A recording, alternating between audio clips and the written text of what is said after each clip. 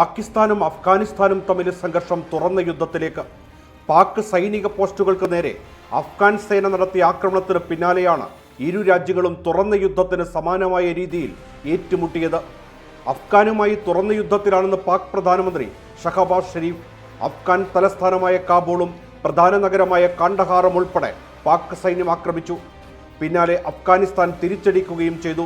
അഫ്ഗാനിസ്ഥാനിൽ തങ്ങൾ നടത്തിയ ബോംബാക്രമണത്തിൽ 274 താലിബാൻകാർ കൊല്ലപ്പെട്ടതായും 400-ലധികം പേർക്ക് പരിക്കേറ്റതായും പാകിസ്ഥാൻ അവകാശപ്പെട്ടു. അഫ്ഗാനിസ്ഥാനിൽ നിന്നുള്ള പ്രകോപനങ്ങളാണ് ഇത്തരമൊരു ആക്രമണം നടത്താൻ തങ്ങളെ പ്രേരിപ്പിക്കുന്നതെന്ന് പാക് പ്രധാനമന്ത്രി പറഞ്ഞു. താലിബാൻ ഭരണകൂടത്തിന്റെ ചെയ്തികളിൽ പാകിസ്ഥാന്റെ ക്ഷമ നശിച്ചെന്നും ഇനി നേരിട്ടുള്ള യുദ്ധം തന്നെ നടത്തുമെന്നും പ്രതിരോധ മന്ത്രി ഖ്വാജ ആസിഫ് പറഞ്ഞു.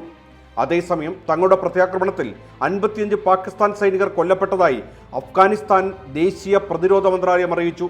4 മണിക്കൂർ നീണ്ടുനിന്ന ഓപ്പറേഷനിൽ പാകിസ്ഥാന്റെ 2 സൈനിക താവളങ്ങളും 19 സൈനിക പോസ്റ്റുകളും നശിപ്പിച്ചതായി അഫ്ഗാനിലെ താലിബാൻ സർക്കാർ വക്താവ് സബിയുല്ല മുജാഹിദ് അവകാശപ്പെട്ടു.